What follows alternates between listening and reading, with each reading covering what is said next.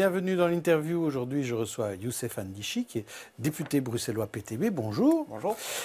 D'abord, je voudrais parler avec vous, non pas de Bruxelles, mais de l'état du monde et du fragile état du monde.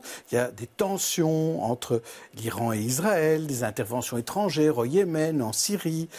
Et pendant ce temps-là, la Corée du Nord et les États-Unis deviennent apparemment les meilleurs amis du monde, après être passés à un cheveu d'une confrontation atomique. Les deux leaders vont même se rencontrer à Singapour. Alors, quelle est votre réaction? Je vais vous proposer 3 types de réactions. A. Donald Trump est un génie. B. Kim Jong-un est un génie. Réponse C. Peter Mertens, le patron du PTB, est un génie. Sans hésitation, réponse C. Bon, là, je l'ai mis un peu avec humour, évidemment. Mais je pense bien, oui. mais plus sérieusement, je pense que c'est une bonne nouvelle, ce rapprochement entre des discussions bilatérales entre ces deux pays. Donc, comme vous l'avez dit, on était à deux doigts d'une guerre qui allait encore se déclencher. Là, on voit qu'il y a des discussions, il y a des pourparlers, et je pense que c'est vraiment ultra important de souligner ce fait, que deux pays puissent à un moment donné se parler et trouver une solution diplomatique, politique, que plutôt de faire parler les bombes et les armes.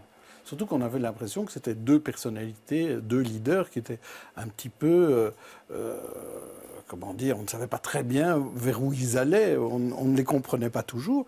Et finalement, peut-être la dureté de Donald Trump a réussi. Certains lui prédisent même un prix Nobel déjà. Bon, quand on voit un petit peu la situation en Iran, lui donner un prix Nobel, c'est encore sur le ton de l'humour. Mais je pense que voilà, la diplomatie a fait son rôle. Et ça, c'est ce que je voudrais souligner. Et on voit aussi quand deux pays se parlent, c'est ça qui est le plus important, et trouver des solutions diplomatiques, politiques. Et comme je vous l'ai dit, voilà, on était à deux doigts de faire parler les armes. Ici, elles se taisent et on discute autour d'une table. Et c'est le plus important. Tant mieux. Alors, parlons tout à fait d'autre chose. La fièvre sociale dans le monde de la distribution, des piquets devant les hypermarchés Carrefour, les Carrefour Market qui ont fermé mais qui vont rouvrir. Il y a des annonces de perte d'emploi chez eux. Il y a eu des négociations très serrées et très dures chez Lidl. Il y a vraiment un gros problème dans ce secteur-là. Le personnel est vraiment en danger dans ces maisons-là. Écoutez, qu'est-ce qui se passe dans la distribution? C'est ce qu'on le constate. C'est les patrons, les actionnaires de Carrefour qui mettent en concurrence les travailleurs entre eux. Tous ces patrons veulent mettre les travailleurs en concurrence entre eux. Je m'explique. On voit qu'à chaque fois qu'il y a une restructuration, on ne sait pas faire autrement, il faut plus de polyvalence, plus de flexibilité des travailleurs. Et quels sont les arguments de ces patrons? C'est regarder dans les autres enseignes, ils sont polyvalents, ils sont plus flexibles. Et donc on n'a pas le choix et on doit avoir plus de flexibilité, plus de polyvalence. Ici, ce que je constate, c'est qu'à un moment donné, les travailleurs de Lidl ont dit stop. On dit stop à cette spirale vers le bas, de toujours tirer plus de polyvalence, plus de flexibilité. Et bon, moi, je souligne que ces travailleurs ont eu une victoire. Ils ont dit stop. Et non seulement ils ont dit stop, mais en plus, ils vont chercher une victoire. Ils vont chercher plus de temps plein par magasin parce qu'ils n'en peuvent plus. On sait que les conditions sont extrêmes chez Lidl. Donc, on sait qu'un travailleur chez Lidl fait plus ou moins un parcours de 18 km entre le rayon surgelé, boulangerie, aller faire un renfort caisse, aller chercher le stock et tout ça. Et pendant ce temps-là, qu'est-ce qu'on constate? C'est que le patron de Lidl se fait de plus en plus d'argent. Le patron de Lidl... D'accord, mais dans le cas de Mesdag, par exemple, ça, c'est pas le cas, puisque là, la société était plutôt en perte depuis 5 ans. Donc, il y a parfois des bénéfices, mais parfois, il y en a pas.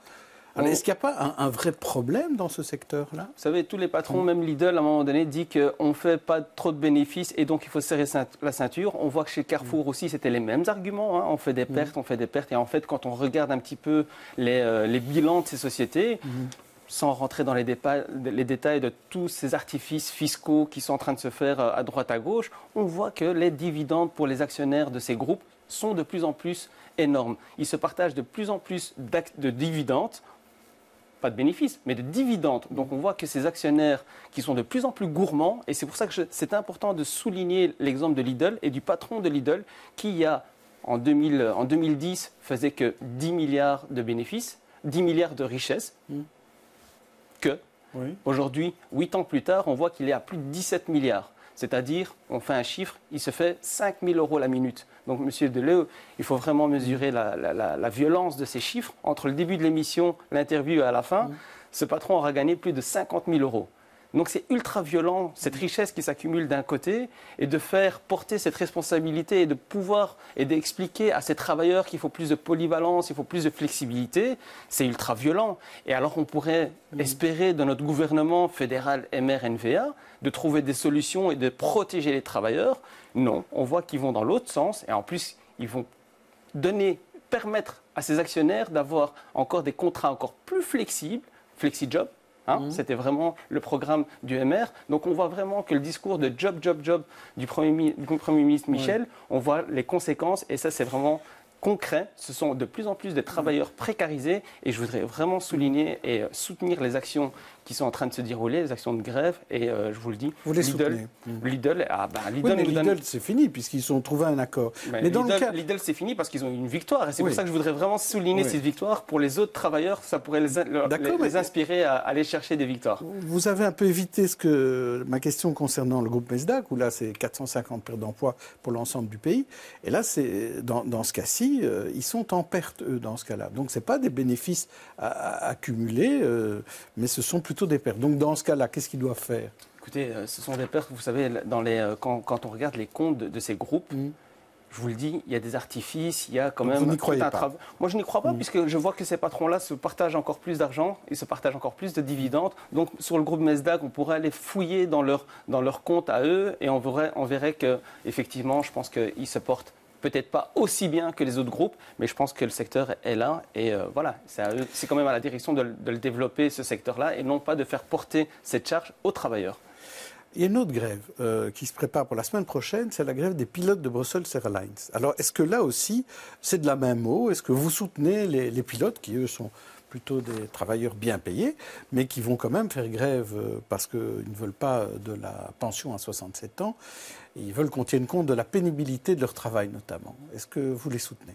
Écoutez, moi je partirai en vacances au mois de juillet et j'espère que le pilote qui sera au pilote de mon avion, effectivement, je suis soucieux de ses conditions de travail, je suis soucieux qu'il se porte bien pour qu'il puisse m'amener à destination en toute sécurité. Et effectivement, là aussi, si les revendications de ces pilotes, c'est de ne pas travailler jusqu'à 67 ans, vous savez, moi je ne suis pas très rassuré d'être passager d'un avion où le pilote aurait 67 ans. Effectivement, la revendication est légitime, ils s'organisent, ils luttent.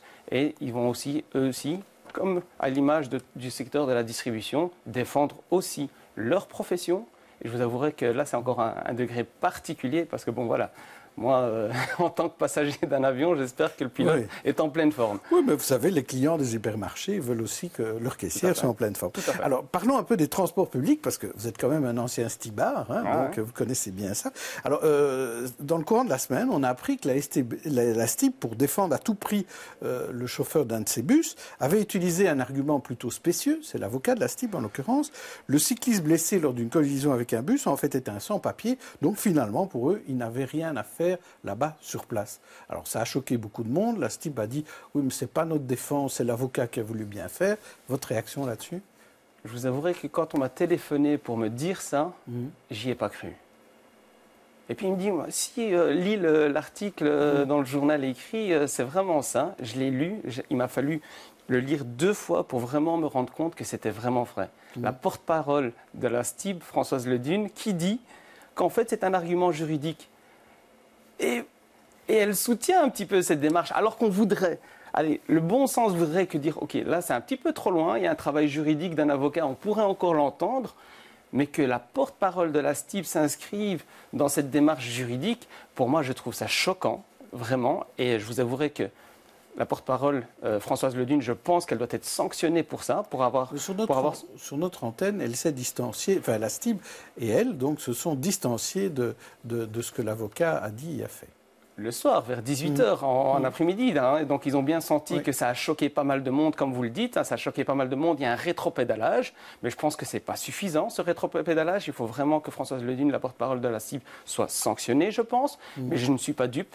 Comme vous l'avez dit, donc j'ai roulé plus de 10 ans à la STIB et je connais un petit peu les rouages. J'étais au conseil d'entreprise, je connais un peu les rouages de la direction. Je pense que Françoise Ledune, la porte-parole qui a pris cette position, Ce n'est pas une position personnelle, mais je pense que c'est aussi toute la direction de la STIB qui était OK, malheureusement, avec cette position juridique. Et là, je vous avouerai que le ministre Pascal Smet doit prendre aussi ses responsabilités à ce niveau-là et demander des comptes, de voir un petit peu qu'est-ce qui se passe au sein de la direction et quelles sont la philosophie, parce qu'on est dans un cadre assez spécial aujourd'hui, avec tout ce qui se passe autour des réfugiés et des sans-papiers.